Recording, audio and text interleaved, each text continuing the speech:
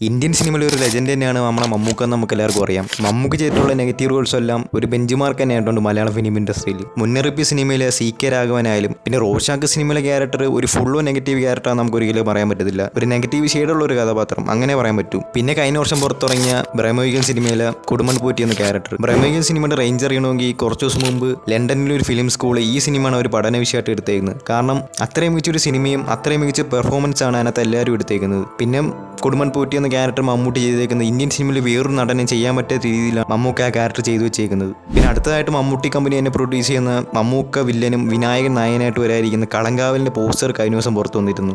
എല്ലാ റൂമറുകളും ശരിയാണ്. മമ്മൂക്ക തന്നെയാണ് ഈ സിനിമയിൽ നെഗറ്റീവ് റോൾ ചെയ്യുന്നത്, വിനായകൻ നായകനായിട്ട് വരുന്നു. റൂമറുകൾ അനുസരിച്ച് സൈനൈഡ് മോഹൻ എന്ന് പറയുന്ന ഒരു റിയൽ ലൈഫ് സീരിയൽ കില്ലറിൻ്റെ ഒരു ക്യാരക്ടർ ഇൻസ്പയർ ആയിട്ടാണ് മമ്മൂക്ക ഈ സിനിമയിൽ നെഗറ്റീവ് റോൾ വരുന്നതെന്നാണ് അറിയാൻ സാധിക്കുന്നത്. എന്തായാലും ചെയ്ത എല്ലാ നെഗറ്റീവ് റോൾസ് എല്ലാം ഒന്നിനൊന്നും മെച്ചമാണ്. എന്നാൽ ഈ ഒരു ക്യാരക്ടറും പോസ്റ്ററെല്ലാം കാണുമ്പോൾ ആരാധകർ പ്രതീക്ഷയോടെ കാത്തിരിക്കുന്നത്.